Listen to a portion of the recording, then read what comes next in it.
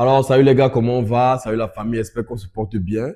J'espère que vous avez apprécié le nouveau concept des vidéos qu'on a commencé à faire, spécial Cannes, n'est-ce pas? On a essayé de vouloir faire des vidéos pour débriefer la Cannes, essayer de parler de la Cannes. Les deux premières vidéos, c'est des vidéos d'analyse avant la Cannes où on essayait de voir quelle équipe on pense qui peut gagner, les performances de chaque équipe, qu'est-ce qu'on attendait des équipes qui vont venir, n'est-ce pas, la CAN, on essayait un peu de donner aussi un peu une estimation de comment ça va se faire avec les poules, qui est-ce qu'on pense qui sera le premier, qui est-ce qu'on pense qui sera le deuxième.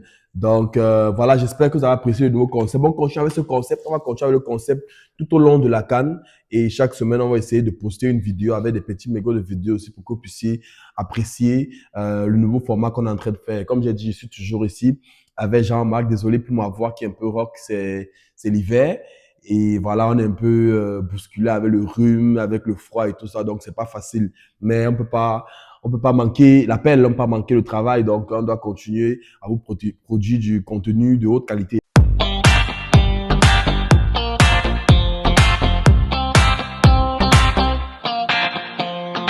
Donc Jean-Marc, comment tu vas aujourd'hui? Ça va bien. Je sors d'un match de la CAN, effectivement, qui opposait le Nigeria et la Tunisie. Donc ça va, on essaie de profiter de la CAN au maximum, on essaie de voir les matchs, de vivre de l'ambiance, même si on est très loin des lieux. On est, comme tu as dit, en plein hiver. Mais oui, on essaie de profiter de de la CAN, donc ça va. D'accord, effectivement. On profite de la CAN qui a commencé, ça fait déjà une semaine. On est à la deuxième journée déjà de la CAN qui se poursuit. Demain, ça sera le dernier jour de la deuxième journée de cette CAN. Donc, comme j'ai dit, récapitulatif, c'est ce qui s'est passé un peu les derniers épisodes. Effectivement, on a analysé un peu quelques équipes, notamment le Cameroun, la Côte d'Ivoire, le Maroc, le Sénégal, le Nigeria, l'Égypte et le Gabon. C'était quelques sélections qu'on a choisies, qu'on s'est dit, bon, ce sont des sélections phares qui ont montré de très belles choses aussi lors des qualifications de la Coupe du Monde et qu'on se disait, bon, qu'est-ce qu'on attend de ces sélections pour cette CAN? Et on le sait, c'est un peu de voir les classements. À la fin, on va essayer de revoir s'il y a des changements parce on a fait des classements pour chaque poule. Et en fonction des matchs qui ont déjà été joués, on va voir si chacun revoit son classement ou on garde le classement initial qui a été fait d'abord. Donc, Jean-Marc, voilà déjà une semaine que la CAN est en train de se jouer. On a déjà vu assister à des équipes qui ont déjà joué leurs deux premiers matchs de poule et tout. On est à la deuxième journée de la CAN. Quelles sont tes impressions? Quelles sont tes impressions pour cette CAN, le début de cette CAN? Comment est-ce que tu as trouvé que ce soit le décor, que ce soit les stades, que ce soit l'ambiance, que ce soit le niveau même des équipes en général? Qu'est-ce que tu peux dire pour cette CAN qui vient de commencer? Ça fait déjà une semaine. Bah écoute, je suis satisfait, hein. Je suis satisfait de la CAN, satisfait des équipes, satisfait de l'ambiance, satisfait des infrastructures, de la qualité des infrastructures, parce que il faut se le dire, on assiste quand même à une des très belles CAN des dernières années en matière d'infrastructures. Donc moi je pense que c'est une très belle CAN. On a peut-être pas l'ambiance qu'on avait il y a quelques temps en Côte d'Ivoire, mais on a les infrastructures, on a justement des équipes, on a le beau football, on a la fête finalement. Donc oui, moi je suis plutôt satisfait dans l'ensemble. Concernant l'ambiance, c'est très important. Maintenant, concernant les équipes qui jouent, satisfait, mais un peu insatisfait de certaines équipes, Cette notamment nation. certaines nations, notamment le Gabon, qui pour moi a manqué ce match contre le Cameroun avec des choix tactiques un peu bizarres, un peu étranges. On parle aussi du Cameroun, qui est une grosse satisfaction pour moi, qui a montré quelque chose de très intéressant, notamment durant sa première mi-temps. Donc, oui, il y a pas mal de choses qui ressortent. Il y a aussi l'arbitrage. À un moment donné, il faut qu'on en parle. Quand on regarde le match de l'Afrique du Sud contre l'Égypte, il y a clairement des grosses questions d'arbitrage qu'on peut se poser, notamment sur le choix du penalty, notamment sur le penalty qui est refusé à l'Afrique du Sud. Donc, il y a pas mal de choses à se dire, comme dans toutes les compétitions, mais moi, je Hmm. pense que jusqu'à présent, s'il fallait que je le résume en un mot, ce serait que je suis satisfait tout court. Moi, par contre, je suis pas aussi satisfait que toi. Pour plusieurs raisons. J'ai fait des petites vidéos déjà sur les chaînes secondaires comme sur TikTok, sur les pages comme sur TikTok et aussi même sur ma page YouTube où je donne un peu mes impressions par rapport à la CAN. Notamment, je vais commencer avec le match d'introduction. Pour moi, je pense qu'il y avait mieux à faire pour la cérémonie d'introduction. Dans l'ensemble, c'était bien. Pour moi, c'était bien. Avec le groupe d'Angina Kidjo qui a vraiment mis du feu. J'ai aimé l'imagerie qui a été faite avec les villes, comment on a présenté les villes du Maroc, avec le petit ballon qui s'est formé, venu un peu de l'espace et tout ça là. J'ai aimé l'imagerie qui a été faite, j'ai aimé le décor du stade, j'ai aimé le stade lui-même parce que le stade était très beau et tout, avec aussi le prince du Maroc qui a introduit le premier match. Mais la star, même, je ne sais pas si David était venu faire. C'est lui qui a fait l'hymne de la CAN. J'ai l'impression que c'est lui qui a fait l'hymne de la CAN, je ne suis pas sûr. Mais la prestation de Davido, c'était vraiment pour moi à refaire. Moi, pour moi, personnellement, s'il y avait question de diminuer son argent pour cette prestation, moi, je dis il faut diminuer son argent parce que même si tu viens à la CAN, c'est vrai, c'est pas seulement sa faute à lui. Il y avait trop de fumée, on n'arrivait pas à bien le voir.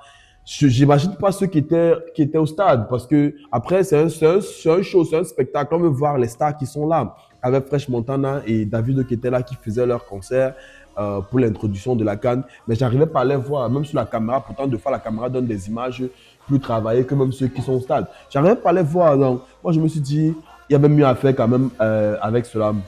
Donc déjà avec la cérémonie d'introduction je pensais qu'il y avait mieux à faire. Dans l'ensemble c'était pas mal, mais je pense qu'on pouvait faire mieux surtout notamment avec le concert de Davido et de Fresh Montana. Mais une des choses où j'étais vraiment déçu pour cette CAN, et je commence d'abord par le négatif, après on pourra revenir sur les choses positives qui sont passées, mais une des choses que j'étais vraiment déçu pour cette CAN, vraiment, c'est les stades. Les stades étaient vides. Je ne sais pas si on a regardé les matchs ensemble, mais les stades étaient quasiment vides. La seule équipe jusqu'à présent, et qui a même dépassé le Maroc, à mon avis, qui réussit à accumuler les foules, c'est l'Égypte. Le premier match de l'Égypte, il y avait tellement de gens. Le premier match du Maroc même, il y avait les gens au début, je suppose, peut-être ils venaient voir la cérémonie d'introduction. Mais à la mi-temps, tout le monde était parti. Le stade était pratiquement vide. Le Maroc même, le match d'introduction, à la mi-temps, le stade était pratiquement vide. La seule équipe qui a réellement réussi à mobiliser les foules, le premier match et le deuxième match, c'était l'Égypte.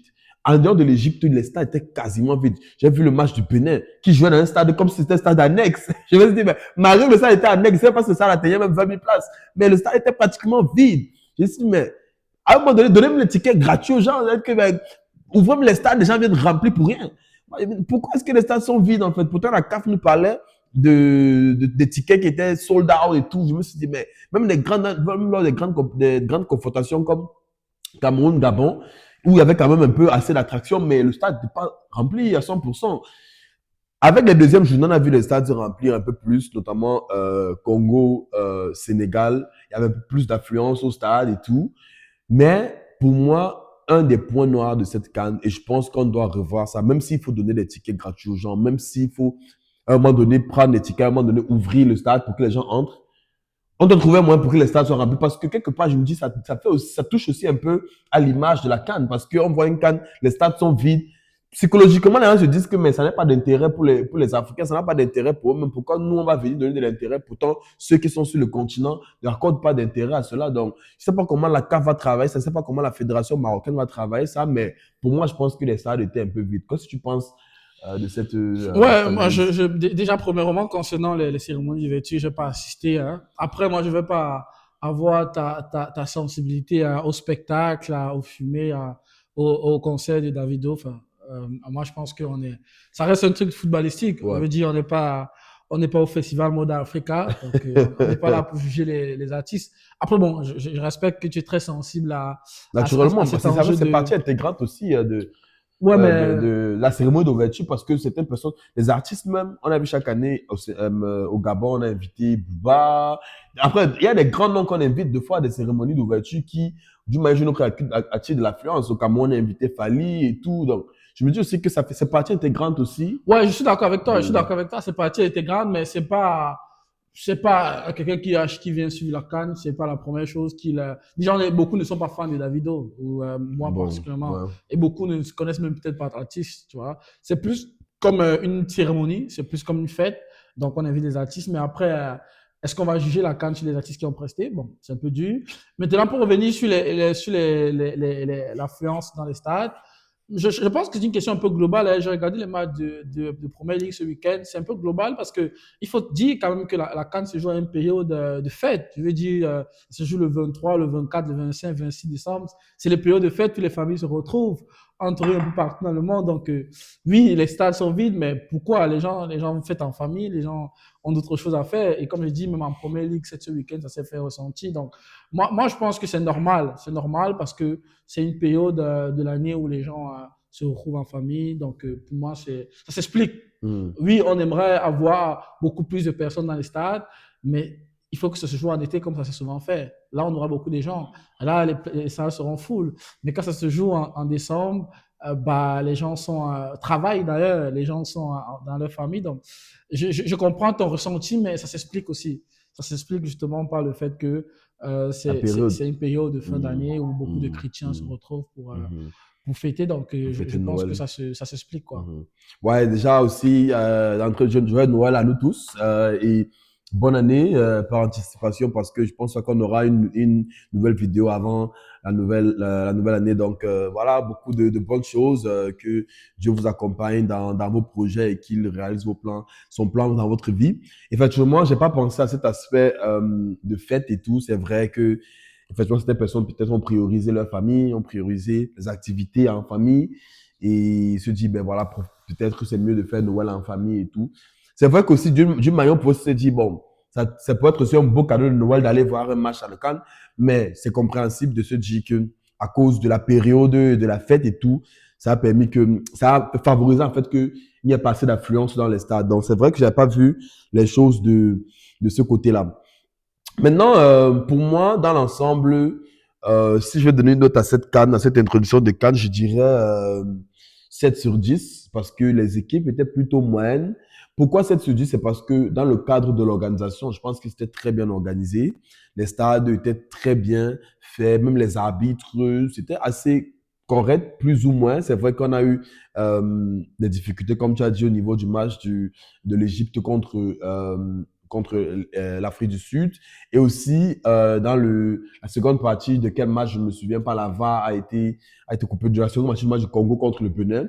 Il n'y a plus de VAR, donc ce qui a fait que ça a un peu créé des difficultés au niveau de l'arbitrage. Mais dans l'ensemble, je pense que ça a été très bien organisé. Les matchs ont été très bien diffusés. Donc, les stades étaient très beaux. Tu sentais vraiment que le Maroc est prêt à organiser même la Coupe du Monde. Parce que je pense que c'était aussi une preuve de force de se dire, on s'est postulé pour la Coupe du Monde. Pour ceux qui doutaient, pour ceux qui pensaient qu'on ne pouvait pas y arriver, voilà nos stades, voilà l'envergure du décor qu'on peut donner aux joueurs. Et puis, quand j'aime regarder au niveau des hôtels où les joueurs sont en train de loger et tout, je me suis rendu compte qu'effectivement, le Maroc a mis le paquet pour cette Coupe d'Afrique. Donc, pourquoi 7 sur 10? Je me dis les 3 points que j'enlève, c'est peut-être au niveau peut-être du niveau moyen des équipes quand j'ai vu jouer. Je me suis dit, ben voilà, certaines équipes qu'on attendait n'étaient pas nécessairement au rendez-vous et le niveau n'était pas si relevé. Comme tu as dit, à la en Côte d'Ivoire, par contre, j'ai senti que les équipes sont venues un peu plus avec un peu plus de hargne, un peu plus de niaque. Mais ici, je sens comme si, je sais pas, j'espère, comme on disait la dernière fois, j'espère que c'est pas parce qu'ils veulent se ménager pour la Coupe du Monde, mais ou bien ils veulent se ménager pour le reste de la saison parce que d'autres joueurs ont gros quoi à jouer pour le reste de la saison, notamment avec la Champions League qui est là et certains joueurs veulent avoir assez d'énergie pour aller chercher la gagne. Mais j'espère que c'est pas ça, mais moi je me suis dit le niveau était assez moins. Si on te demande de donner une note pour ce début de compétition, tu vas donner combien? Une note sur la qualité de jeu. Dans l'ensemble. Ouais, moi, je pense que c'était, je dirais 9 sur 10, hein. Moi, je pense que c'est plutôt qualitatif. Ouais, c'est Après, bon, généreux, hein? ouais, après, comparé avec la Côte d'Ivoire, c'est deux contextes différents, c'est deux périodes de l'année différents. Donc, je ne comparerais pas forcément comme ça parce que je pense que chaque compétition, même si ça reste la même, est différente, est particulière. Donc, je pense que bah, les équipes, je vois de bonnes choses, honnêtement. Je vois de belles choses, je vois de belles rencontres, je vois de belles affiches, je vois de bonnes choses qui sont proposées. Après, bon, on pourra redire, hein, on pourra toujours estimer qu'on veut mieux, mais honnêtement, moi, je pense que Je vois du beau football en réalité. Je vois des équipes qui veulent jouer, je vois des équipes qui donnent du meilleur, je vois des équipes qui gèrent. Vraiment, c'est une CAN. Moi, je n'ai rien à redire Hmm, sur hmm, la qualité de jeu, quoi. hmm. Ouais, bon, je pense que tu as été assez généreux. Peut-être qu'on ne voit pas les choses nécessairement de la même manière. On va continuer ici avec la suite de notre programme. Donc, Jamal, la question que j'ai pour toi ici, c'est quelle est l'équipe qui t'a surprise? Quelle est l'équipe qui t'a vraiment fait dire, waouh, je ne m'attendais pas à ça? Quelle est l'équipe? Si on doit te donner une équipe, ou bien même deux équipes, qui t'ont vraiment surpris durant cette CAN. Les équipes qui m'ont surpris, tu veux dire agréablement surpris. Agréablement surpris. Ou bien Euh, même, bon, mais agréablement surpris, oui. Oui. ouais, moi je dirais qu'il y a une équipe qui m'a surpris, c'est le Gabon, hein. Je pense que Agréablement. ouais, le Gabon m'a agréablement Le surpris. Gabon? Ouais, Ok.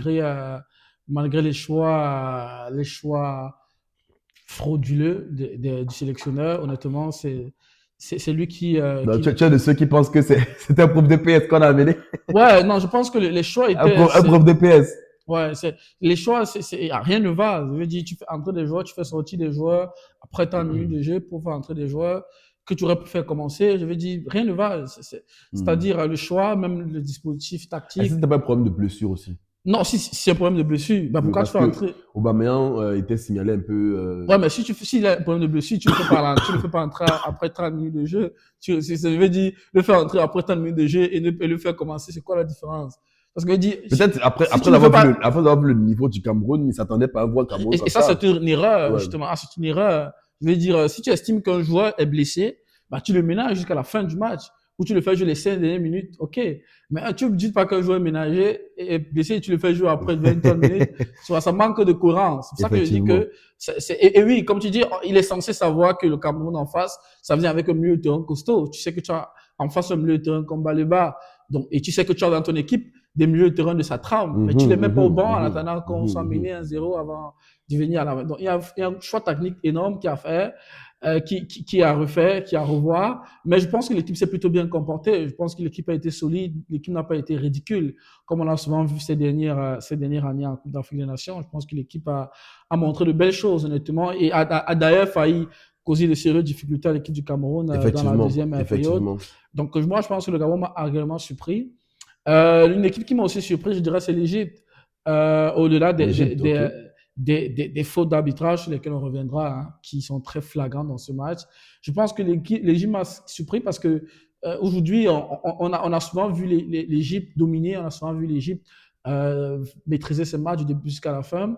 Mais on n'a pas souvent vu l'Égypte en difficulté. Et moi, j'étais surpris de voir que même en difficulté, l'Égypte a réussi justement à aller au bout de sa victoire, de ce match et remporter les 3 points. Ça, c'est quelque chose qu'on banalise, ça, c'est quelque chose qu'on estime normal, mais quand tu regardes le match, la physionomie du match contre l'Afrique du Sud, tu te dis quand même que mener 1-0 aussitôt dans le match et finir le match à 1-0, c'est quand même un exploit. Je veux dire, c'est quand même la marque des grandes équipes. Pouvoir mener 1-0 jusqu'à la fin du match comme ça demande beaucoup de ressources. Ça montre que l'Égypte, non seulement peut poser le pied sur le ballon, peut conserver, peut donner le tempo, mais peut aussi s'adapter tactiquement. Et ça, c'est très dangereux. Parce qu'une équipe qui peut justement s'adapter à des styles de jeu, à des physionomies du match différentes, sont très difficiles à battre. Parce qu'ils peuvent tomber sur un match où ils ont le pied sur le ballon, où ils ont la maîtrise du jeu, comme ils peuvent tomber sur un match où ils décident de mettre le bus. Et ça montre qu'on a atteint une certaine panoplie, justement, tactique, que ce soit en tant que sélectionneur avec l'équipe ou en tant que joueur. Et ça, j'estime que c'est la marque des grandes équipes. En tout cas, c'est la marque des équipes qui gagnent les grosses compétitions. Les Mhm. équipes qui s'adaptent. On l'a vu avec le Real il y a quelques années, qui justement a eu des difficultés, mais qui a pu gagner la Ligue des Champions parce qu'à un moment donné, on sait comment on peut battre, on sait comment on peut défendre. On a vu avec l'Atlético de Madrid en 2014 qui arrivait en finale de Ligue des Champions contre Real Madrid. C'était pas un grand Atlético, mais c'était un Atlético qui s'adaptait par rapport Mhm. aux adversaires. Et je pense que quand une équipe a déjà développé cette aptitude-là à pouvoir changer, se métamorphoser, à pouvoir jouer comme une équipe de deuxième division à barrer, ça c'est très fort. Et moi, je pense qu'ils m'ont agréablement surpris parce que moi, j'étais persuadé que lorsqu'ils n'auraient plus le ballon, notamment dans ce match contre l'Afrique du Mhm. Sud, ils devraient être ridicules. Mais non, ils n'ont pas été ridicules. Ils ont défendu jusqu'à la fin du match. Mhm. Et moi, je pense que ça, c'est une très bonne chose et ça s'annonce plutôt bien pour la suite. Bon, pour moi, personnellement, je suis un peu, je suis pas nécessairement du même avis que toi. Notamment avec le Gabon. Moi, je pense que le Gabon ne m'a pas tellement surpris. Le Gabon a montré ce que j'attendais d'eux. Effectivement, on a pu le voir lors de la dernière vidéo, lorsqu'on parlait, j'attendais du Gabon, du beau football, un bon style de jeu. Et j'attendais le Gabon de mettre le Cameroun en difficulté, c'est ce qu'ils ont fait. Donc, moi, personnellement, j'ai pas été surpris par le Gabon. Ils m'ont donné ce que j'attendais d'eux. Personnellement, ils ont donné du bon football. Notamment, je ne sais pas pourquoi, il n'a pas fait avec les changements, comme tu dis, quand on voit peut-être Mario Lemina qui est entré, qui a quasiment tout changé dans le milieu de terrain gabonais. Enfin mec, je voyais Mario Lemina comme même Golo Kanté au stade, il faisait tout, les récupérations, les relances, il a tout fait au milieu de terrain. Vraiment, il a bonifié le jeu gabonais lorsqu'il est entré. Je ne sais pas pourquoi il n'a pas, comme effectivement, tu dis les choix du coach, je ne sais pas pourquoi il n'a pas commencé le match. Aubameyang, je peux en comprendre, il y avait des blessures et tout, mais Mario Lemina, à la limite, faites-le commencer parce que tu es un joueur comme ça. Ce qui est sûr, tu as vu ça depuis les entraînements, c'est pas au jour du match, tu as constaté qu'il était capable de faire des choses comme ça et il a bonifié vraiment le jeu. Moi, le Gabon a montré ce que j'attendais de. J'ai pas été très surpris par le Gabon. Pour l'Égypte, je dirais, au contraire, moi, j'ai vu l'Égypte comme une équipe assez moyenne.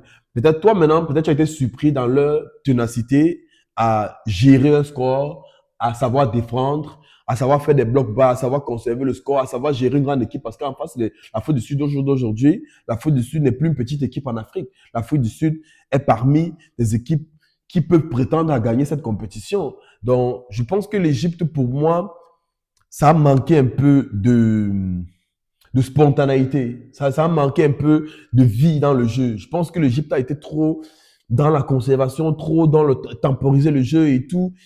Et puis même, Moussa Salah qui a marqué 2 buts n'est pas vraiment dans le cœur du jeu, quoi. On ne le voit pas vraiment dans le cœur du jeu. Je m'attendais à plus venant de Mohamed Salah parce que vu les moments difficiles qu'il passe à Liverpool, je m'attendais à ce qu'il devait venir vraiment à la CAN et faire de grandes choses. Après, je comprends que il ne joue pas pour lui, il joue pour l'équipe. Donc, si derrière, il y a un collectif bien soudé qui peut faire des choses et que lui, il a besoin de juste être là à dernière touche de balle et tout, il va faire ce qui va aider l'équipe à avancer. Donc, pour moi, je peux pas dire ça. Bon, je peux pas dire que l'Égypte m'a surpris, mais contrairement, je dirais l'équipe qui m'a surpris vraiment, c'est le Comore. Moi, je m'attendais pas à voir un Comore comme ça. Quand j'ai vu le premier match Maroc-Comore, mais le Comore a très bien joué pour moi. Et pareillement, on a vu le deuxième match du Comore, ils ont fait match nul. Pour dire que c'était pas juste un match de chance. Ils étaient venus préparer. Je m'attendais pas à voir un Comore comme ça parce que quand tu vois le match, tu te rends compte que le Comore, avant le match, ils sont dit, on joue contre un grand, cherchons le nul. Ils n'ont pas essayé d'oser. Ils n'ont pas essayé de regarder le Maroc en face et se dire, on peut vous gagner. On a les capacités de vous gagner. On a les talents pour vous gagner. Parce que le Maroc, malgré qu'ils avaient la possession de balle, malgré qu'ils avaient le ballon tout au long de la première période, mais effectivement, comme tu disais, le Comore a tenu. Le Comore a fait vraiment un bon pressing défensif. Le Maroc n'avait pas de solution. Brahim Diaz faisait tout au terrain. Je m'attendais à voir Unai de grands jours. Je m'attendais à voir un grand Unai. Unai a été pratiquement absent au premier match. Pourquoi? Parce que effectivement, les Comoriens, sachant la qualité technique du Maroc, ils ont mis des joueurs clés au marquage où il fallait et ils ont donné un bon résultat. Et après le premier but de Brahim Diaz, on a vu le Comore se réveiller. On a vu le Comore qui a pratiquement failli égaliser. N'est-ce pas? On a vu. Parce que le Maroc, entre guillemets, ils ont eu des occasions, mais les 2 occasions franches, ils ont marqué. C'est ça vraiment aussi qu'on peut se dire, bon, voilà aussi la qualité d'une grande équipe, voilà la qualité des grands joueurs, parce que lorsque tu as une occasion franche, tu la mets dedans. Mais le Comore, pour moi, ils ont perdu 2-0, mais le match qu'ils ont joué, ils méritaient même avoir un nul. S'ils avaient plus osé, s'ils avaient essayé d'aller un peu dans le jeu, de ne pas trop surestimer le Maroc. Et on a vu que le Maroc, pour moi personnellement, et comme je dis, je diverge un peu avec les avis avec toi. Pour moi personnellement, le Maroc fait un début de saison assez moins, très moins. Et c'est pas peut-être parce qu'il n'y a pas Hakimi qui est peut-être le moteur de cette équipe, comme on le disait tantôt. Mais le Maroc fait un début de Le Maroc, compétition c'est deux matchs 6 points. Hein. C'est 2 matchs, 4 points. 2 matchs, 4 points, mais. Oui. 2 matchs, 4 points. Dis qu'il faut une compétition moins. Non, très moins, très moins. Quand on a 4 points, Non, on est très moins, presque très qualifié. moins, Hein. très moins. On est presque qualifié, mais on n'est pas. Moins, parce que si je vois ce que tu veux dire, je comprends que tu attendais peut-être le Maroc dans une démonstration de force. Effectivement. Mais il faut dire que ça reste une compétition. Et dans une compétition, le plus important, c'est le résultat. Le plus important, c'est le tableau d'affichage. Et jusqu'à présent, j'aurais compris ta réaction si le Maroc avait perdu un match, mais ce qui n'est pas le cas. Mais tu peux ne pas perdre, mais la qualité de jeu que tu proposes. On a vu le Maroc se qualifier en Côte d'Ivoire et perdre en huitième. C'est ça, en fait, que moi, je suis en train, en fait, de me rappeler des vieux démons, là, de me dire, mais le Maroc en Côte d'Ivoire, on a vu, ils sont qualifiés, à phase de poule, arrivés en huitième de finale, ils ont perdu, pourtant on attendait un grand Maroc. Et la même chose en train de se reproduire sur le terre. J'espère que, comme tu l'as dit, ils vont s'adapter en fonction de l'adversaire en face. Mais pour moi, aujourd'hui, si le Maroc rencontre un gros poisson, mais le Maroc sera en difficulté, le Maroc risque de perdre le match. Bon, ça, il faut attendre avant de voir, par contre. Oui, mais c'est ça que je suis en train de me projeter vers l'avant. En regardant ce que ils sont en train de jouer maintenant, moi, je me dis, s'ils continuent à jouer comme ça, je donne pas les demi-finales au Maroc. Hein. Maximum quart de finale. Non, honnêtement, s'ils jouent comme ils jouent là, quart de finale, le Maroc, c'est maximum quart de finale, ils rentrent. Parce que le jeu qu'ils sont en train de proposer, l'Égypte encore, je peux leur donner encore un peu plus de crédibilité. Pourquoi? Parce qu'ils ont une expérience dans cette compétition. Ils ont gagné cette compétition. Ils savent comment la gérer. Le Mohamed Salah ont fait 2 finales de cette compétition. Ils ont fait 2 finales. Une finale contre le Cameroun, une finale contre le Sénégal. Ils ont des joueurs, leurs gardiens, ils savent comment jouer cette compétition. Ils savent comment gérer cette compétition. Ils ont des tauliers qui sont passés par là. Donc l'Égypte encore, je peux leur donner le bénéfice du doute. Mais le Maroc, ils sont pas encore passés par là. On peut tout se dire, ils ont fait la demi-finale de la Coupe de la Coupe du Monde, mais la Coupe du Monde, c'est quelque chose de totalement différent de la CAN. Il y a plusieurs pays qui font de bonnes prestations en Coupe du Monde, arrivent même dans le championnat local, notamment l'Euro, la CAN, la Copa América, ne font pas de bons résultats. Donc, pour moi, le Maroc n'a pas encore l'expérience de cette CAN. Et de jouer comme ils jouent là, moi, je me dis, les équipes qui vont tomber dans une équipe expérimentée, qui a vraiment de la niaque, ils vont pas pouvoir. Hein. Ouais, c'est une manière de voir les choses. Mais comme je te dis une fois de plus, c'est la compétition, c'est match après match. Hein. C'est match après match. Donc moi, on va pas se précipiter. Aujourd'hui, le Maroc, c'est aucune défaite, c'est 2 matchs à 4 points. Donc pour l'instant, ça va. On verra au fur et à mesure. Je pense que une des caractéristiques des grandes équipes, c'est aussi de s'adapter par rapport à l'adversaire, par rapport au fur et à mesure que la compétition arrive. On a vu avec l'Argentine il y a quelques années, lorsqu'ils gagnent la Coupe du Monde, ils font 2 faux pas, notamment contre l'Iran et j'en passe. Donc oui, je comprends ce que tu veux dire, mais tous les matchs, toutes les équipes ne peuvent pas démontrer une démonstration de force, autant pour moi, durant toutes les confrontations. Je pense que le Maroc, peut-être on l'attendait, comme tu dis, avec un grand Maroc, avec des gros scores, mais au tableau d'affichage, ça reste que le Maroc est sur 2 matchs, aucune défaite. Aucune défaite, bon. Pour moi, c'est bien parti. Bon, je me dis, ouais, après, ils ont fait le job à moins, mais ils étaient dans une poule prenable pour moi. Et la deuxième équipe que je peux dire, comme ça en passant, c'est vraiment le Cameroun. Le Cameroun m'a surpris parce que je n'entendais pas voir ce Cameroun-là. Je ne m'attendais pas à voir ce visage. Je pensais que le Cameroun pouvait quand même taper le Gabon, mais une victoire un peu comme ci, comme ça. Parce que peut-être une victoire, peut-être de l'expérience, une victoire peut-être avec des individualités et tout, peut-être un grand mot qui fait une action individuelle, il marque. Je m'attendais à un Cameroun comme ça. Mais le Cameroun dans l'ensemble a très bien joué. Le Cameroun a, surtout en premier mi-temps, a dominé le Maroc au milieu de terrain.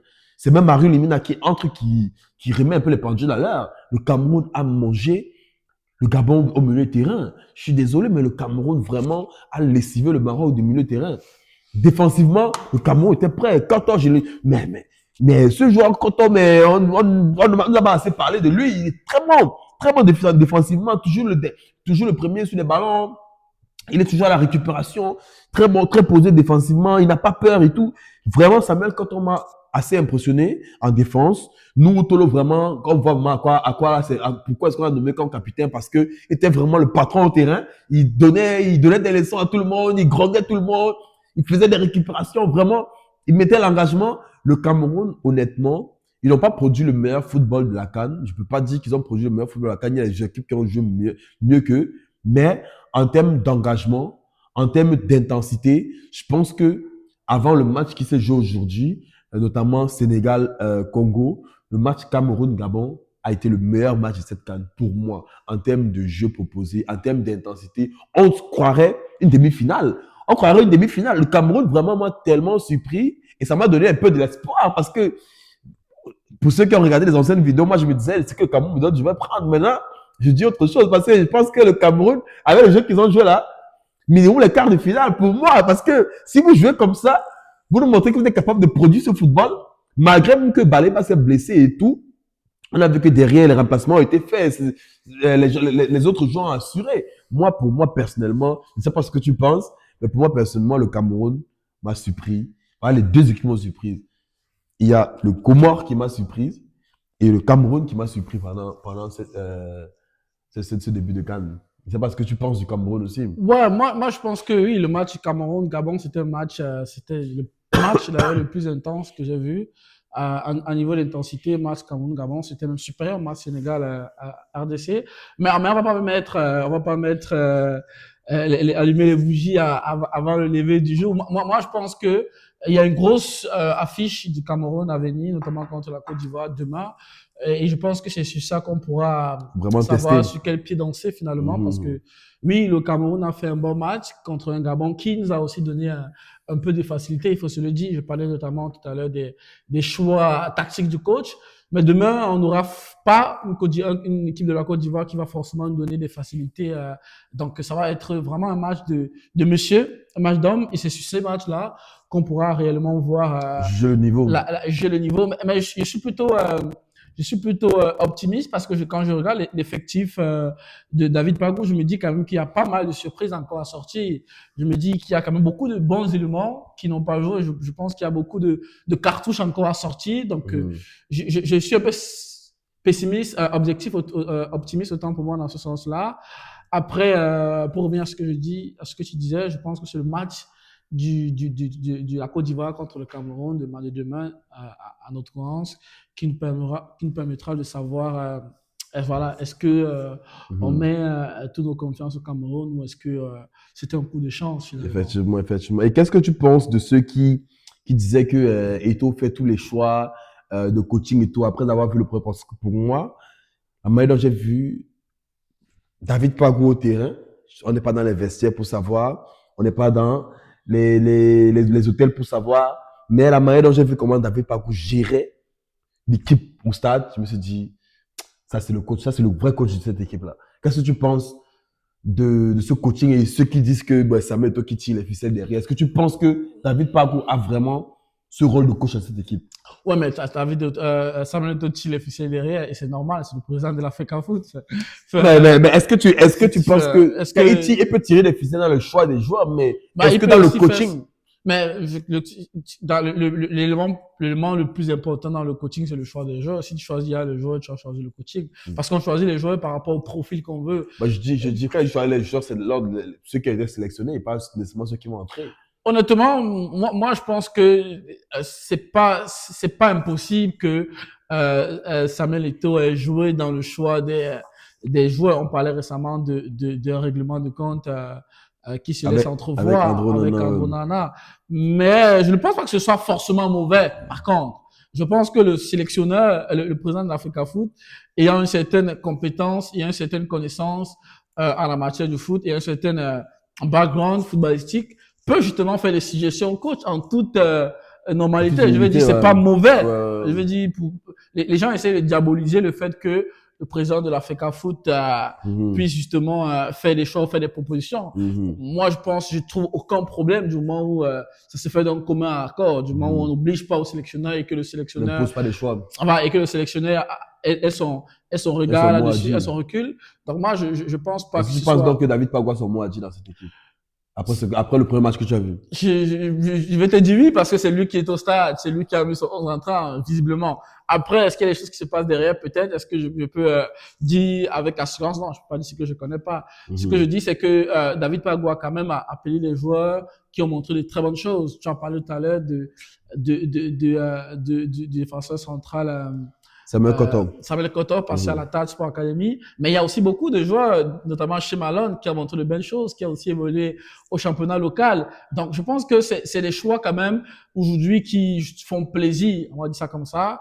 C'est des choix justement qui sont à l'honneur du sélectionneur David Pagou. Après, est-ce que c'est lui qui a fait le choix? Ou pas, c'est pas le plus important. Le plus important, c'est que les choix sont efficaces. Donc, généralement, on cherche qui a fait les choix quand les choix sont pas bons. Donc, quand les choix sont bons, bah, ça va, ça arrange tout le monde, on est content.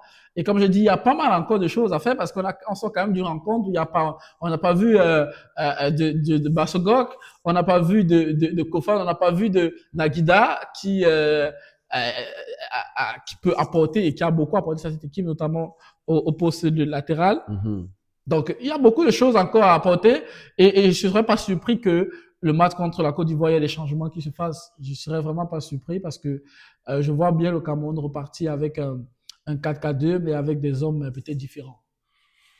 Bon, quittant ceux qui t'ont surpris positivement, quelles sont les équipes qui t'ont peut-être déçu durant le début de cette CAN? Quelles sont les équipes que tu disais, j'attendais mieux, j'attendais plus? Je pensais qu'ils allaient faire mieux. Après les un ou deux matchs que ces équipes ont joué, qu'est-ce que tu te dis de ces équipes, des performances? Quelle est l'équipe vraiment que tu te dis, bon, ils auraient pu faire mieux? Honnêtement, l'équipe, bon, déçu, c'est peut-être un bien grand mot, mais les équipes que pour moi, ils auraient dû faire mieux, c'est le Mali.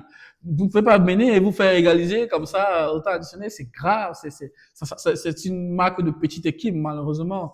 Je vais dire, tu peux pas mener à un certain niveau, jusqu'à la prolongation, non, tu gardes le bus, c'est normalement, en toute grande équipe, c'est pas pourquoi beaucoup d'équipes africaines pensent que le fait de défendre, c'est mauvais. Je vais dire, non, c'est un choix stratégique. Et Mhm. le Mali, s'ils avaient compris ça, ils ne devaient pas tenter les offensives. Mais Ils des auraient... fois aussi, la meilleure défense, c'est l'attaque. C'est ça aussi, la ouais, mais stratégie. ça, c'est dans les proverbes de dessins animés. Je veux dire, Donc, dans la vie réelle, quand tu mènes 1-0, quand ton adversaire qui individuellement est supérieur à toi à la 80e minute, mais il faut défendre. Tout le monde défend. Il n'y a aucune honte à ça. On a vu City récemment en Ligue des Champions. City du grand tiki-taka du Pep Guardiola. Défendre. On met le bus. Je veux dire, on conserve le score. C'est aussi ça les choix techniques. Ça, c'est avant qu'on pensait.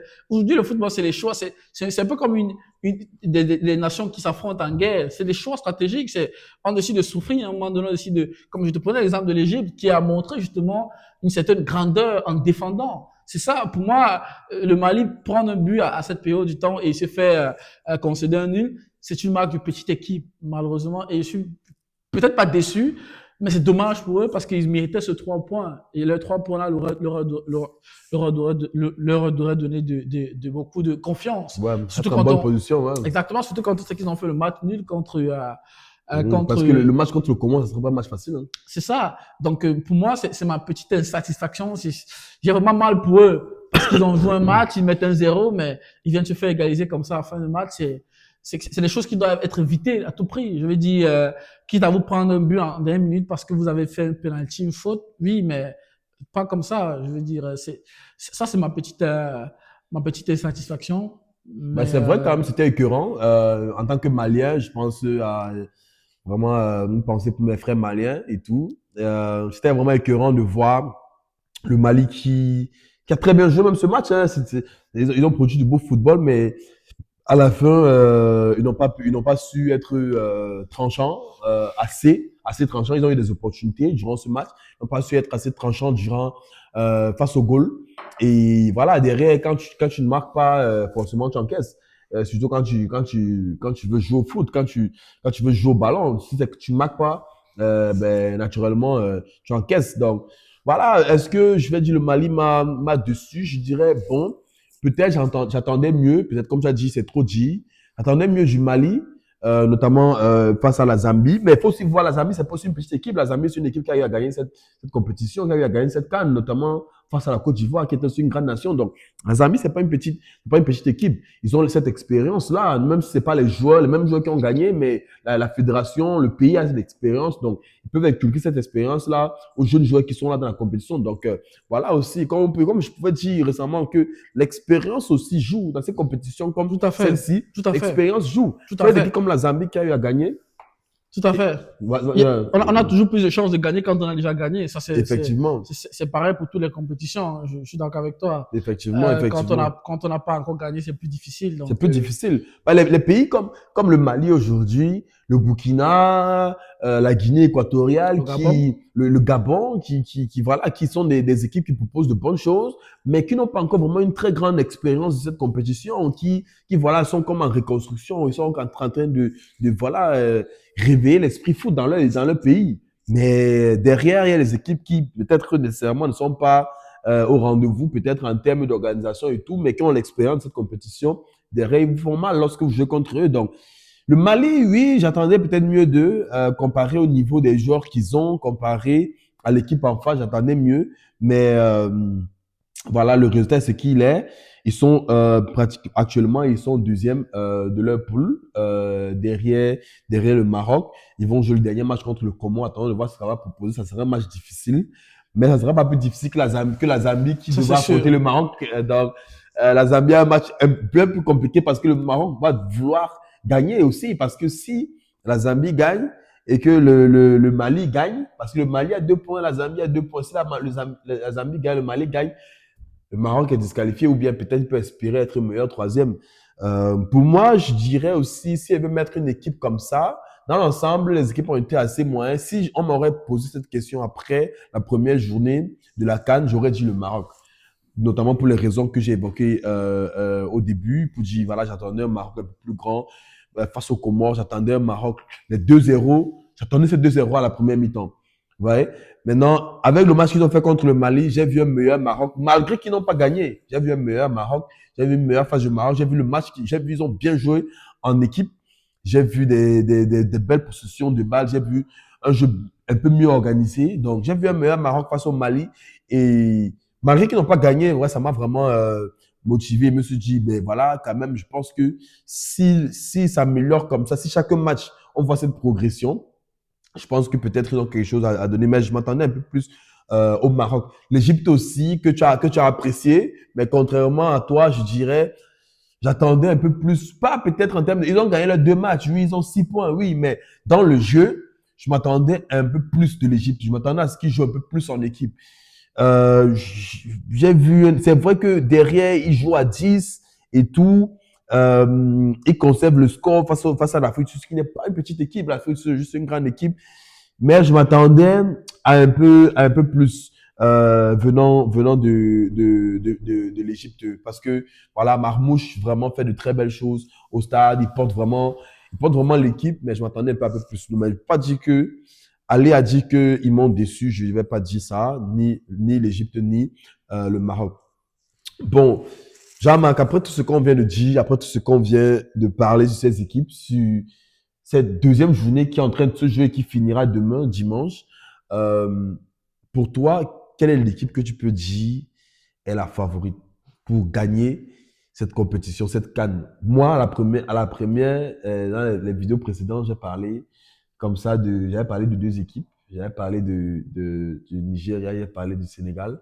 Toi, quand tu regardes des équipes avec le jeu qu'ils ont proposé lors de la première journée, lors de la deuxième journée, quelle équipe tu peux dire actuellement est favori pour cette CAN? Moi, je dirais l'Égypte. Honnêtement, je pense que l'Égypte est favori. Ok. Premièrement, parce que c'est une équipe qui a déjà gagné. C'est une équipe qui connaît la compétition. Mais aussi parce que, comme je dis, peut-être je te conseille de voir les équipes les prochains matchs de l'Égypte.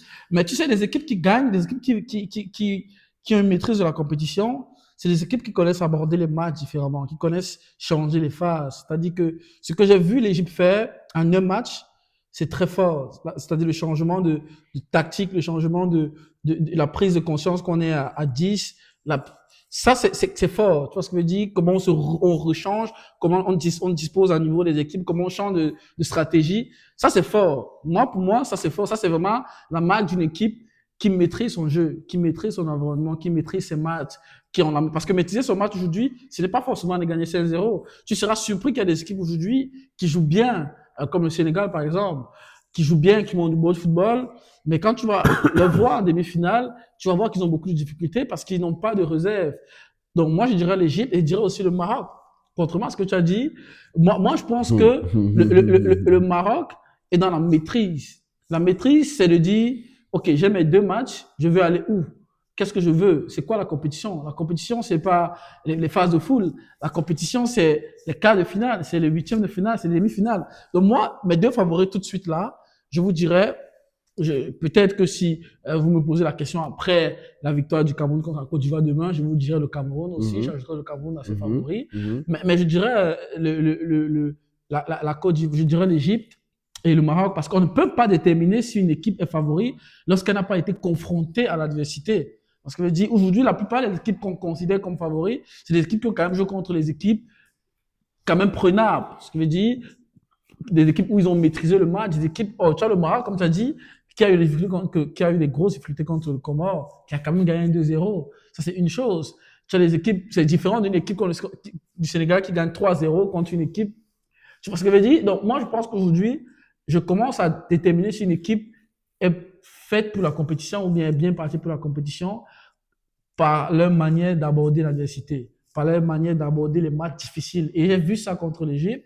Comme j'ai dit tantôt, il y avait le problème d'arbitrage dans ce match, mais j'ai quand même vu la réaction de l'Égypte, qui a défendu, qui s'est battu, qui a changé de physionomie, parce qu'au début du match, ils avaient le pied sur le ballon, ils sont venus en Barcelone de 2015, jouer, construire le ballon et tout, mais quand tu regardes à la fin du match, ils ont dit non, on vous laisse le ballon, on va défendre. Et ils ont défendu, ils ont gardé le score. Ça, c'est fort. Donc moi, je dirais l'Égypte pour ça. Et aussi parce que l'Égypte, c'est l'Égypte. L'Égypte, c'est quand même cette Coupe d'Afrique des Nations. On ne gagne pas cette Coupe d'Afrique des Nations par hasard. On gagne cette Coupe d'Afrique des Nations parce qu'on connaît la compétition. Effectivement. Donc moi, je dirais l'Égypte et peut-être le Maroc parce qu'ils sont à domicile. Et aussi pour te titiller parce que c'est que tu n'es pas pour le Maroc. Donc ça, c'est mes 2 favoris. Effectivement, je ne suis pas pour le Maroc parce que le Maroc ne m'a pas convaincu. Lors de les 2 premiers matchs, je m'attendais à plus pour le Maroc.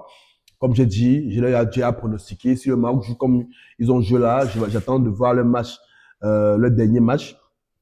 Mais si le Maroc joue comme ils ont joué, vraiment, je ne donne pas plus que les quarts de finale. Hein. Pour moi, personnellement. L'Égypte aussi, pareil. Mais comme j'ai dit, je donne un peu plus de crédibilité à l'Égypte parce qu'ils ont l'expérience de cette compétition, mais je ne mettrai pas l'Égypte favori. Je mettrai l'Égypte demi-finale à la rigueur, oui, parce que bon, après, sur un coup de génie de Mohamed Salah et tout, comme ci, comme ça, un coup de génie, peut-être 2 parades du gardien, il sauve des buts et l'Égypte passe ses matchs. Moi, je ne changerai pas mes équipes. J'ai choisi le Sénégal. Je peux un peu dandiner en fonction pour le Nigeria, mais je ne changerai pas. Le Nigeria est déjà qualifié. Il faut se dire, ils ont allé 6 points. Ils sont premiers de leur poule avec déjà 6 points. Ils ont battu la Tunisie, il faut le rappeler. La Tunisie qui n'est pas aussi une petite équipe. C'est pas une équipe à négliger. Cette Tunisie quand même vient en force depuis quelques années en Afrique. Donc, c'est pas une équipe à négliger. Je vais pas changer mes favoris. Moi, je vais aller sur le Sénégal encore et le Nigeria. Pourquoi je vais sur le Sénégal et le Nigeria? Parce que le Sénégal, d'abord, ils ont montré une très stabilité défensive. Non seulement avec le premier match, on va se dire, ouais, c'est le Botswana et tout. Mais, le premier match, s'il te plaît, le premier match, le Nigeria, vraiment, le Sénégal a montré un très grand niveau technique face au Botswana. Ce Botswana, oui, le Sénégal a montré une super. Quand tu es le Sénégal et que tu joues contre le Botswana, oui, quand même, oui, c'est le minimum. Oui. Non, on va pas dire que le Sénégal est une grande nation parce qu'ils ont battu le Botswana 3-0. Ce n'est que le minimum. Oui, en fait, ce n'est que le minimum. Tu joues en face de celui qui est en face. Oui, mais voilà, mais ce discours, tu ne l'as pas quand c'est le Maroc. Ce discours, tu ne l'as pas quand c'est le Maroc. Non, effectivement, le Maroc aurait dû gagner le 2-0, mais contre le Parce que en face, non, mais le Sénégal gagnait avec la classe 3-0, il pouvait mettre plus. C'est ça que je suis en train de dire, c'est ce que j'attendais de voir le Maroc faire. Parce que le Sénégal gagnait 3-0, il pouvait mettre plus. Parce que j'ai vu une supériorité technique pas possible. Ouais, mais C'est-à-dire que les joueurs, à un moment donné, ils n'ont pas le même niveau. Non, non. Sur le commentaire de Ghana Gueye à la fin du match, il se dit, mais c'est comme, à la rigueur, c'est comme si il avait perdu le match. Donc, Ouais, il gagnait 3-0, c'est comme si pour lui, il avait perdu le match. C'est ça. Le match est tellement prenable. Ouais, mais on peut pas comparer les équipes qui sont disproportionnées. Tu peux pas aujourd'hui estimer que le Sénégal est favori à la CAN parce qu'ils ont gagné le Botswana. Non, je suis désolé. Je dis pas. Le Sénégal, aujourd'hui, tu as quand même une équipe de champions, de joueurs qui... parce qu'ils ont gagné le Botswana, je dis le jeu qu'ils ont proposé. Contre le Botswana. Une équipe qui est dans le tableau rouge en Afrique, je veux dire, on ne sait même pas la dernière fois que le Botswana joue la CAN. Quand tu regardes l'équipe du Sénégal, ils ont des joueurs qui jouent la Ligue des Champions comme Jackson. Ils ont des joueurs qui jouent les grands championnats, de grands parcours comme Mohamed Salah. À tous les postes, ils ont les Koulibaly. Donc, aujourd'hui, je pense que c'est même une déception pour le Sénégal d'estimer qu'ils sont une grande équipe parce qu'ils ont gagné le Botswana. Non, il a gagné avec la manière. Il a gagné avec la manière. Il fallait que le Maroc aussi a joué contre le Comore, qui n'est pas une équipe fameuse, mais ils n'ont pas gagné avec la manière. Je suis désolé. L'Égypte a joué ses 2 premiers matchs. Ils ont gagné dans la douleur. C'est pas le deuxième match contre l'Afrique du Sud, n'est-ce pas? L'Égypte après il joue à 10 et tout, il réussit quand même à faire un bon score et tout. Mais le premier match contre le Zimbabwe, je pense, l'Angola, je me rappelle qu'ils ont joué le premier match. Mais le premier match, c'était dans la douleur. Dans la douleur. Et Mohamed Salah, sur un coup de génie, sinon il faisait nul le premier match.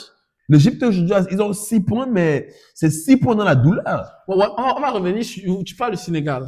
Le Sénégal, pour qu'ils nous montrent qu'ils sont supérieurs techniques, fallait qu'ils gagnent contre le Congo aujourd'hui. Pourquoi ils n'ont pas gagné? C'est contre le Botswana qu'ils vont gagner 3-0. Pourquoi les supporters techniques? Je dois parler, effectivement. Pourquoi les supporters techniques sont aussi supérieurs techniquement? Je dois parler du match du Congo. Je dois parler du match du Congo parce que, effectivement, je parle du Botswana d'abord en termes de supériorité technique et de la sûreté qu'ils ont dans la défense et qui s'est montré face au Congo. Laisse-moi te dire, le Congo, défensivement, c'est peut-être la meilleure défense en Afrique aujourd'hui. Avec la paire défensive qu'on a au Congo, le Congo a une des meilleures défenses en Afrique. Et le Sénégal, on a vu le Sénégal jouer le ballon. C'était compliqué défensivement, ils ont joué. Et on a vu. Et pourquoi je dis encore le Sénégal? Pourquoi je dis le Sénégal? Parce que, après avoir encaissé un but, parce que toi, tu te dis, oui, bon, on voit parce que tu n'encaisses pas et tout. Après avoir encaissé un but, comment est-ce que tu réagis? Lorsque tu es mêlé, lorsque tu es dominé, c'est ça aussi la réaction d'un champion. Parce que tu te rends compte que le Sénégal était dominé, le Sénégal était mené 1-0. C'est un Congo qui commençait à prendre la confiance, c'est un Congo qui commençait à prendre de l'énergie. A commencé déjà vraiment à inquiéter le Sénégal. Ils ont dit non, calmons-nous. À l'image de ce qui s'est fait aux qualifications de la Coupe du Monde au Congo. Le Congo menait 2-0, le Sénégal est revenu. C'est ce que je disais lors des vidéos précédentes pour dire que, effectivement, le Sénégal m'a un peu fait tituber parce que derrière, ils encaissaient des buts. Et je me suis dit, face à une bonne équipe, est-ce qu'ils pourront, s'ils encaissent 2-0, est-ce qu'ils pourront revenir au score? Mais le Sénégal encore a montré une fois de plus aujourd'hui que même si on encaisse 2-0, on peut revenir au score parce que la vivacité avec laquelle ils sont revenus au score, ça n'a même pas duré 3 minutes. Ça n'a même pas duré 3 minutes, ils sont revenus au score. Les Sénégalais sont revenus au score. Donc, je veux dire que le Sénégal a montré vraiment une supériorité technique dans cette compétition, une supériorité mentale. C'est une des rares équipes, parmi les équipes que tu as citées. Le Maroc n'a pas été mené. Au contraire, le Maroc a mené et puis il s'est fait égaliser. L'Égypte n'a pas été menée. Le Sénégal a été mené. Le Sénégal a été mené. Ils sont revenus au score. Ils ont failli même gagner le match. Derrière, j'apprécie les Congolais, j'apprécie le jeu proposé par les Congolais. Le Congo, je dis, c'est pas une petite équipe. Ils ont très bien géré le match. Ils ont fait un très beau match. J'ai aimé ce qu'ils ont proposé défensivement. J'ai aimé le côté de Micha Kelia, qui a très bien géré son côté. J'ai beaucoup aimé. Il a percuté, il a créé des choses. Même si le but n'est pas venu de son côté, mais il a beaucoup créé dans ce match. J'ai aimé le match du Congo. Mais, je dis, ce que le jeu, et on pourra en reparler, on pourra revoir le jeu proposé par le Sénégal, n'est-ce pas? Pour moi, ça mérite de les mettre favoris pour gagner cette compétition. Non seulement parce qu'ils ont fait face à une adversité, ils ont pu surmonter l'adversité et non seulement la supériorité technique qu'ils ont pu montrer avec les joueurs qu'ils ont. India n'a pas encore montré de quoi il est capable. Je dis, le Sénégal a beaucoup à proposer. Après, pour moi, si le Sénégal ne gagne pas cette compétition, pour moi, ça sera au moins, au minimum, au moins la finale. Si la Sénégal n'arrive pas en finale, je pense que ça serait un gâchis pour cette compétition. Et la deuxième équipe que je dis, le Nigeria, c'est vrai qu'ils n'ont pas subi les adversités que le Sénégal a subi. Ils n'ont pas subi comme le Sénégal a pu subir. Même comme aujourd'hui, ils se sont fait peur. Ils menaient 3-0. Après, la Tunisie a failli revenir au score. N'est-ce pas? Donc, ça montre aussi que défensivement aussi, il faut qu'ils aient un peu touché deux ou trois choses défensivement. Mais à l'heure où on parle, les Nigériens peuvent bien se ménager pour le huitième final parce qu'ils sont déjà qualifiés.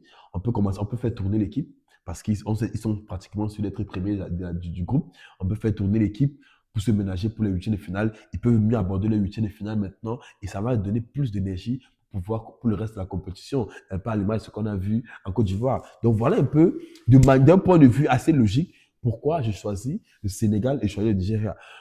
Toi, je comprends, tu es un joueur. Tu es un joueur, tu as eu à jouer des compétitions, tu as eu à être dans des vestiaires, dans des très grands vestiaires avec de très bons joueurs. Au jour d'aujourd'hui, ceux avec qui tu as joué sont dans les grands clubs aujourd'hui. Je comprends l'approche que tu as en tant que joueur, je comprends l'approche que tu as en tant que savoir gérer une compétition. J'ai jamais été dans un vestiaire comme tu l'as été. Et tu es toujours dans un vestiaire même aujourd'hui. Tu joues des compétitions ici au Canada. Je comprends. Mais pour moi, en tant que supporter, en tant que fan, en tant qu'analyste, je me dis, le jeu que j'ai vu proposé par le Sénégal, le jeu que j'ai vu proposé par le Nigeria et comment le Niger est en train de prendre sa compétition au sérieux. Parce que moi, je me dis, après, cette génération, ça risque d'être la dernière compétition. Hein. Dans 2 ans, c'est vrai, on aura encore une CAN. Mais ces gars, s'ils ne gagnent pas, chaque fois on attend le Niger, ils ont eu des générations de Okocha et tout ça là. Ils sont venus, rien. Je me dis, ces gars-ci, si ils ne prennent pas, le Niger sera éternellement une équipe où on a peur, on attend, ça ne vient pas. On attend, ça ne vient pas. Et je pense que même eux-mêmes, ces joueurs, même pour leur ego, même pour montrer, parce que derrière, ils ont 2 ballons d'or, ils ont Lookman, Ademola Lookman, ils ont Osimhen qui sont là, 2 ballons d'or. Aucune équipe n'a 2 ballons d'or actuellement dans son effectif. Dans cette compétition, aucune équipe n'a 2 ballons d'or. Le Niger, c'est la seule équipe qui a 2 ballons d'or africains dans son équipe. Je pense que quelque part aussi, on se dit, mais les gars, allons chercher cette victoire. Hein? Tu vois quoi, monsieur Jean-Marc? Ouais, tu vois ça comment? Ouais, ça me ferait plaisir qu'il gagne, mais j'espère les que. réalités sont différentes. Ouais, j'espère que je vais me tromper sur mes analyses, mais bon. Ok. Bon, on va continuer donc avec notre vidéo, les gars. C'est vrai que cette vidéo d'analyse, ça prend un peu de temps parce qu'il y a de la passion. Il y a beaucoup à dire et on essaie d'analyser une panoplie de matchs. Demain, le grand rendez-vous, Jean-Marc, on a parlé un peu de ce rendez-vous. Cameroun, Côte d'Ivoire. Qu'est-ce que tu attends de ce match? Je pense que j'attends de voir le football. Hein. Je sais que c'est 2 équipes qui veulent gagner et qui ont souvent joué du football. Donc, j'attends de voir du beau football, c'est tout. N'est-ce pas? J'attends de voir des équipes qui veulent, qui se découvrent dès la première minute, des équipes qui attaquent, des équipes qui. J'attends de voir un beau match, quoi. Je pense que c'est une affiche de finale de CAN, donc je suis impatient de vivre ça. Et moi, pareillement comme toi, moi j'attends un beau football. J'attends vraiment quelque chose qui va se jouer. J'espère que le Cameroun ne va pas me décevoir parce que ce qu'on a vu du Cameroun au premier match, j'espère qu'ils vont produire quelque chose de similaire, voire même mieux, parce que tu as cité des joueurs qui ne sont pas entrés, notamment les Bassogog et tout ça, qui sont des gens qui percutent beaucoup sur le côté, n'est-ce pas?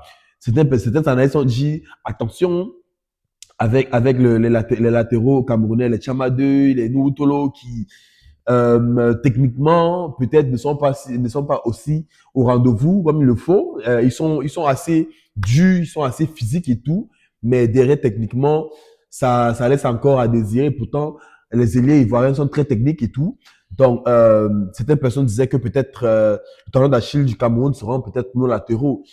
Ce que je pense pas, parce que nous, Tola montre de très belles choses depuis qu'il joue dans la sélection camerounaise. Et Tchamadou, je pense que les gens n'ont pas bien regardé le match, mais il a montré quand même que techniquement, ça va. Peut-être qu'il n'est pas le meilleur porteur de ballon, mais avec les relances, il faisait de très belles relances. J'ai quand même assez aimé ses touches de balle. Et après, c'est un joueur qui fait ce qu'on le demande. Hein. Donc, pour moi, j'attends un bon jeu. J'attends les éléphants venir avec toute la confiance en tant que champion d'Afrique et tout, et montrer au Cameroun de quoi de quel bois il se chauffe parce qu'il faut se rappeler que dans l'histoire de cette compétition, le Cameroun a toujours eu la main au-dessus de la Côte d'Ivoire. À chaque fois que le Cameroun joue contre la Côte d'Ivoire, que ce soit pour la qualification de la Coupe du Monde, que ce soit lors de la CAN, le Cameroun a tendance toujours à remporter ses matchs. Donc, je pense que la Côte d'Ivoire va vouloir changer un peu la donne et montrer au Cameroun que peut-être la belle famille, c'est peut-être plutôt nous qui sommes hein, c'est plutôt nous qui portons la jupe. Parce que voilà, tu as tendance à croire que c'est la Côte d'Ivoire qui porte la jupe dans cette histoire de couple. Mais voilà, je crois que les Ivoiriens vont venir pour montrer que, voilà, malgré que vous êtes des lions, on pèse plus que vous sur la balance. Donc voilà un peu, j'attends vraiment du beau football. Jean-Marc, on s'approche de la fin de cette vidéo. On a encore un peu à dire avant de clôturer. On va juste rapidement revoir nos classements. On a fait des classements la dernière fois où on a essayé d'aller poule par poule, notamment avec les différents poules qui étaient là à l'ordre du jour. Maintenant, on va revoir. Je vais rapidement je vais aller vers une poule, je vais rapidement rappeler ce que tu avais dit à la dernière vidéo et ce que moi j'avais dit à la dernière vidéo. On va essayer de voir s'il y a des changements. Notamment, avec la poule A, toi, tu avais mis le Maroc en premier. Tu avais quasiment laissé comme ça, Maroc premier, Mali deuxième, Zambie troisième, Comores quatrième. Moi, j'avais gardé le même classement. Est-ce que tu penses que il y a des ajustements que tu veux faire? Non, pas forcément. Tu vois le Maroc premier, Mali deuxième. Ouais. En tout cas, je vois les deux la qualifier. Les deux la qualifier, Maroc, Mali. Ok, moi je vois pareillement Maroc, Mali. Là, je pense que c'est les deux équipes qui ont proposé de très belles choses parce que la Zambie, à la dernière journée contre le Maroc, je pense pas qu'ils vont faire grand chose. Le Maroc va vouloir gagner. Le Comore, je pense que c'est le poussin du groupe. Donc le Mali, l'aigle du Mali va nécessairement attraper ce poussin et voilà l'amener très haut dans les airs. Dans la poule B, avec la poule de l'Égypte et de l'Afrique du Sud, je pense que tu avais mis l'Égypte premier, tu avais mis l'Angola deuxième, tu avais mis l'Afrique du Sud troisième et tu avais mis la Zambie, le Zimbabwe en quatrième position. Est-ce que tu veux revoir ton classement que tu avais fait? Ouais, je pense que l'Afrique du Sud a montré de très belles choses. Je pense que ils sont bien partis pour se qualifier en fait avec l'Égypte. Avec l'Égypte. Oui, effectivement, moi j'avais mis effectivement l'Égypte premier, l'Afrique du Sud deuxième. Et je garde cela comme ça avec le classement qu'on a actuellement parce que l'Égypte est premier de cette poule et l'Afrique du Sud est notamment deuxième de cette poule à l'heure où on en est et l'Angola est troisième. Donc je pense que ça va terminer comme ça. Le dernier match de l'Égypte, ça sera contre je pense contre l'Angola, je sais pas, le Zimbabwe. Bon, je me rappelle plus des premiers matchs, mais voilà, je pense que ça va rester comme ça. Le groupe C, avec le Nigeria, Tunisie, Ouganda et Tanzanie. Je pense que tu avais gardé Nigeria et Tunisie en tête de poule. Tu gardes ça? Ouais, bien sûr, je garde ça. Effectivement. Moi aussi, je garde ça. Le Nigeria est déjà qualifié, donc naturellement, le Nigeria sera qualifié regardless. La Tunisie est deuxième actuellement avec 3 points. Je pense aussi que la Tunisie va bien gérer son dernier match. À la poule D, qui est la poule du Sénégal, je pense que tu avais mis Sénégal premier, République démocratique du Congo deuxième, Benin troisième. En fait, tu avais gardé le classement comme il était. Mhm. Tu penses changer ou bien Non. Ok, tu gardes le même classement. Moi aussi, je pense pareil, hein, avec les deux matchs qu'on a vus. Le Sénégal est premier avec 4 points, goal d'avirage. Le Congo est deuxième avec 4 points, goal d'avirage parce qu'ils ont marqué moins de buts que le Sénégal. Le dernier match du Congo, c'est contre le Botswana. Je pense que ça sera à minima un match nul du Congo qui va donner 5 points. Et le match contre le Sénégal, je pense que le Sénégal va tout faire pour gagner le match contre le Bénin parce qu'ils ne pensent pas que le Sénégal va se permettre de faire un match nul. Parce qu'un match nul, bien sûr, s'il faut un match nul, ils seront qualifiés. Mais voilà, je pense pas que le Sénégal va vouloir chercher le match nul parce que si derrière, ils perdent le match, le Bénin aura 6 points et le Bénin sera premier de la poule. Et si le Congo, derrière, gagne le Botswana, le Sénégal va se retrouver disqualifié de cette compétition. Donc, je pense pas que le Sénégal va venir pour s'amuser lors des matchs. Donc, je vois effectivement le Sénégal premier de cette poule et le Congo deuxième de cette poule. Euh, Ça, c'est le groupe E. Je pense que le groupe E, c'est les matchs qui vont se jouer demain avec le groupe F, qui est notamment le groupe du Cameroun. Actuellement, l'Algérie est premier de son groupe. Le Burkina est deuxième de son groupe. Les deux équipes ont gagné leur match. Est-ce que tu penses que c'est vrai qu'ils n'ont joué qu'une journée? Est-ce que tu penses que tu vas changer ou bien il y Non, a des choses? non, je veux pas changer. Hein. Mhm, Honnêtement, je vois bien l'Algérie et le Burkina se qualifier. mhm. Je- Et c'est vrai que tu avais mis Algérie, Burkina en tête de poule. Ouais. Ouais. Ouais, moi, j'arrivais pas à me décider entre le Burkina et la Guinée équatoriale parce que je me disais, bon, c'est deux équipes qui se valent un peu. On va attendre de voir effectivement ce qu'ils vont proposer lors de la deuxième journée. Je dirais, effectivement, comme je vais revenir, je vais changer, je vais me dire, je suis plus rassuré. Je suis plus rassuré par le Burkina maintenant avec le match qu'ils ont fait lors de la première journée. Donc, je vais mettre l'Algérie en premier et le Burkina en deuxième. Donc, voilà les deux équipes que je pense qui vont se qualifier. Toi, par contre, lors de la poule F, c'est là où on a été très divergents. Tu as mis la Côte d'Ivoire en premier, tu as mis le Gabon en deuxième, tu as mis le Cameroun en troisième et tu as mis la Mozambique. Et tu disais même attention au Cameroun parce que la Mozambique aussi peut grappiller la troisième place. Qu'est-ce que tu penses maintenant Ouais, de ce classement? je pense que dans cette poule, beaucoup de choses ont encore se fait. Donc, moi, je suis tenté de changer la place du Cameroun. Mais en même temps, je me dis, tout va se jouer, tout peut encore se jouer parce que demain, le Cameroun peut bien perdre lamentablement contre la Côte d'Ivoire et le Gabon peut battre le Mozambique et arracher un nul à la Côte d'Ivoire et se qualifier. Donc, oui, je suis tenté de dire, vu la qualité que j'ai vue du match du Cameroun, je suis tenté de mettre le Cameroun deuxième, mais une fois de plus, beaucoup de choses encore sont en fait dans cette poule, en fait. Effectivement. Et moi, j'avais mis effectivement le Cameroun deuxième. J'avais mis la Côte d'Ivoire premier, Cameroun deuxième, Gabon troisième, Mozambique quatrième. Honnêtement, présentement, je suis comme toi, tout peut se jouer. J'ai envie de dire que tout va se jouer avec le match du Cameroun-Côte d'Ivoire. Tout va se jouer avec le Exactement. match. J'ai même pas envie de regarder le match Gabon-Mozambique parce que je me dis, tout va se jouer Cameroun-Côte d'Ivoire. Si le Cameroun-Côte d'Ivoire, ça fait un match nul, je dirais le Cameroun-Côte d'Ivoire va se qualifier. Si le Cameroun-Côte d'Ivoire, ça fait un match nul, le Cameroun-Côte d'Ivoire va se qualifier. Si le Cameroun gagne, la Côte d'Ivoire risque de rentrer. Parce que la Côte d'Ivoire va risquer de paniquer au dernier match contre le Gabon et le Gabon n'aura plus rien à perdre, rien à gagner parce que la Côte d'Ivoire, derrière, ils ont quelque chose à perdre. Ce sont les champions en titre.